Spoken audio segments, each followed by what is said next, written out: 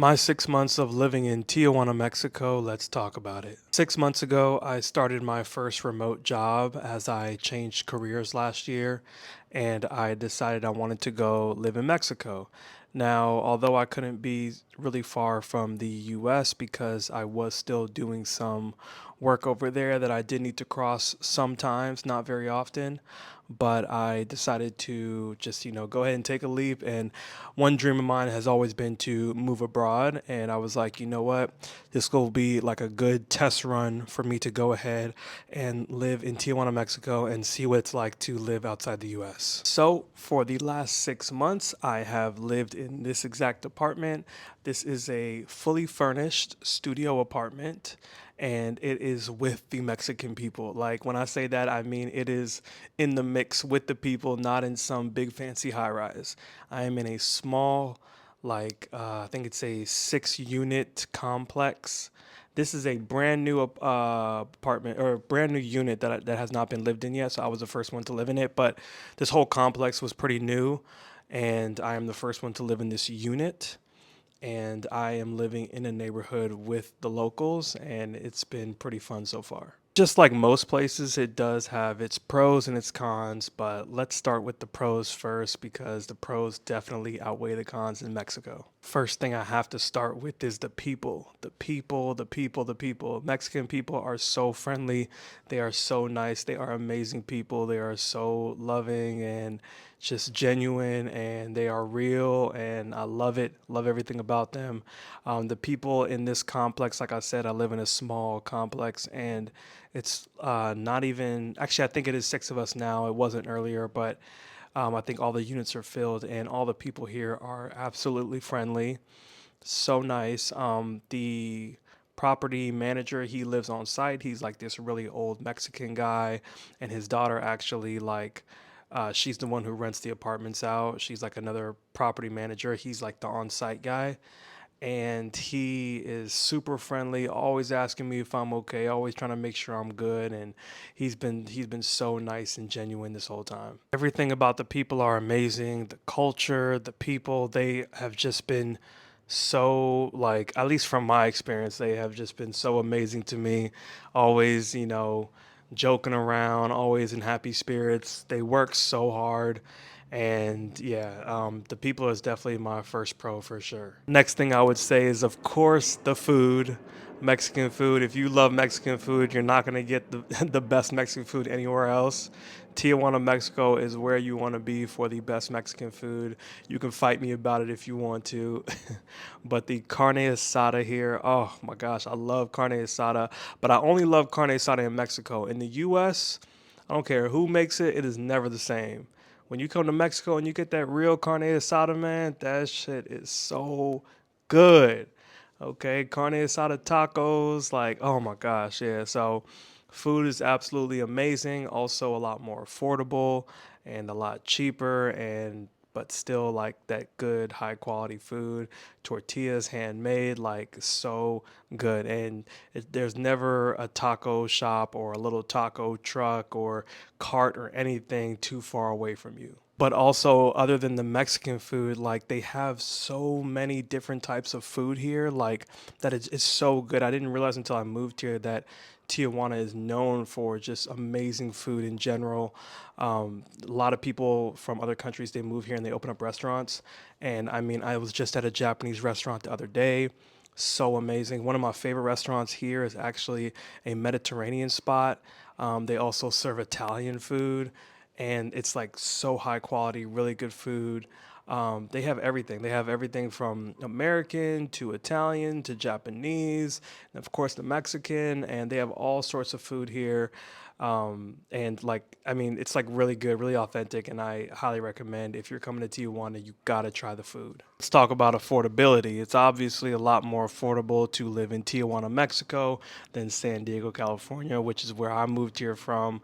I can have this whole studio apartment to myself, and this specific studio apartment is actually on the more expensive side from what I hear. from the other locals. But this studio apartment is, like I said, I'm the first one living here too. Remember that. But it's a fully furnished apartment. None of the furniture is mine. Okay, fully furnished apartment has everything. It's actually they've done a lot more than your average furnished apartment. They actually offer like dishes and all types of stuff. Like usually a furnished apartment would just be the furniture, maybe a TV too, but that's about it. And so, yeah, so I've been living here the whole time, the last 6 months, and I pay $750 for rent. I pay $50 for a flat rate utility bill, and so that's a total of $800 per month. Doesn't matter how much I use my electricity or my water, my utilities stay the same. So it is 750 plus 50, $800 a month is what I pay. But there are some more affordable apartments. There are some really nicer apartments. There are apartments right in this, like on the strip where Revolucion is, which I'm only like a 3-minute drive from. There's also high rises in more of the nicer areas, and the prices can range to, a really bougie, nice apartment for like 2 grand in a high rise to a decent apartment for 800 or even 300. I've seen it all honestly, and they have a good variety of apartments out here. It just depends on like what area you want to live in. Now that being said, I am obviously in a border town, and border towns tend to be a little bit more expensive than your average parts in Mexico. So, were you to go like live somewhere deeper in Mexico, you would probably find way nicer apartments for a lot less, maybe even by the beach, for a lot less, a lot more amenities and etc. But I do live right by the border, so it's obviously going to be a little bit more expensive. And but it's still, I mean, it's still really nice, still a nice area. If you know you're going to be crossing a lot, then I would recommend living closer to the border. But if not, then no, go further away. If I didn't have to cross, I would have went way further. I probably would have went to Rosarito, or maybe even deeper than that, maybe like Mexico City or something. While we're on the topic of affordability, I will say that Uber is super affordable here. I can't afford an Uber in San Diego, California. It's so expensive. It's like $20 for a 5-minute ride. But here in Tijuana, they have Uber, and it is dirt cheap. It is really affordable.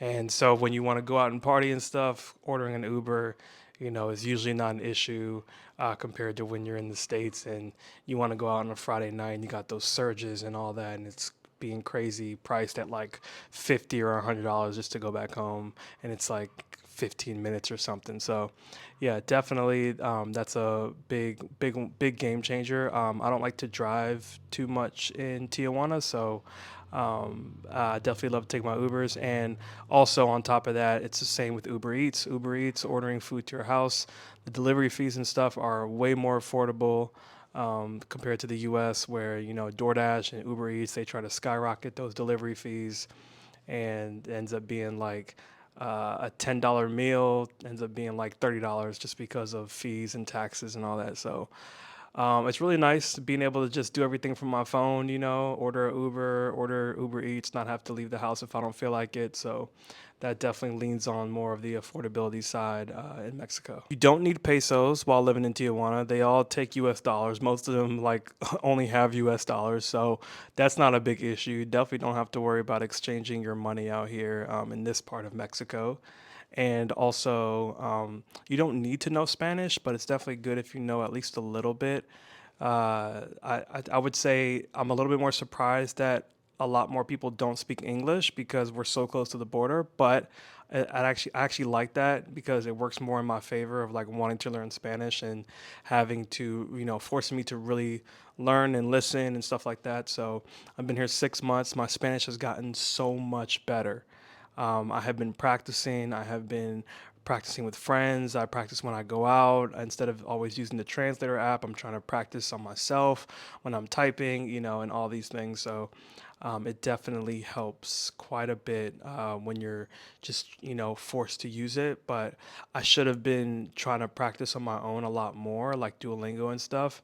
and I did it for a little bit, but then I stopped. I was a little inconsistent, but had I really put my all into learning, I probably would be almost fluent by now because I've already realized how much I've learned in just such a short time. So without even really like trying too hard. So yeah, definitely good to learn Spanish. If you want to learn Spanish, you should move to Mexico because it's just a lot easier to like put yourself in the mix and really start to, get that language in your head so you can really start to, just start to listen and understand it more. You don't realize what you're learning like without even trying, you know what I mean? So okay, now moving on to the cons. So there's really only two cons for me at least that I think are kind of inconvenient. Well, I guess technically three, but the third one's not a huge deal, but I would say really just two things that are a little inconvenient. The first one we're going to start off with is the water. Obviously, the water is not clean. We know that. I'm not talking about the water not being clean. I'm talking about the water shutting off. So in this part of Mexico, the water shuts off quite a bit, at least every other month, and it can range from 24 hours to like 3 or 4 days. And usually, I would say when sometimes they notify you, sometimes they don't. And if they notify you, it's usually about 24 hours. If they don't notify you, no, no, opposite. Sorry. If they notify you, I mean, if they don't notify you, it's about 24 hours. If they notify you saying it will be 24 hours, and it usually ends up being like 48 hours or sometimes even 3 or 4 days. And I've been on that part of like 3 or 4 days and all that, and that shit is not fun. Not fun at all. So I would definitely, I would definitely be prepared for that if you want to move here. It happens at least once every other month. But even if it's just for a few days, that shit sucks. So either plan to have a shower at your gym or something just in case, or just have hella water bottles in your house in case, not water bottles, but like water buckets, in case you might need to use it or anything. But yeah, I would say that's the biggest con. The second con is really just the roads. The roads are really bad here. I mentioned I don't like to drive my car a lot here.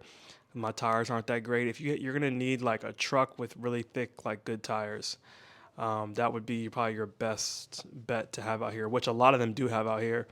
But yeah, there's like really bad potholes, unexpected ones, and they're everywhere, and they're super deep. And so you definitely want to, you don't want to mess up your car too bad driving around here. That's why I just take Ubers everywhere because it's affordable. So yeah. Last one that I said isn't really a con. It's just a little inconvenient. Is if you do rent an apartment, like sign a lease and everything. Most of the places that I've seen out here, they want you to pay cash every month, which to me is a little inconvenient because, like, let's say you want to go take a trip or something, like right around the time of the first, and you got to pay. Then like you're gonna have to work that into your plan of like paying them beforehand, or making sure you get back right on the first so you can pay them right when you get back or whatever, you know what I mean? So that kind of sucks instead of just being able to like pay them on the first while you're out there from your phone. So that can be kind of inconvenient.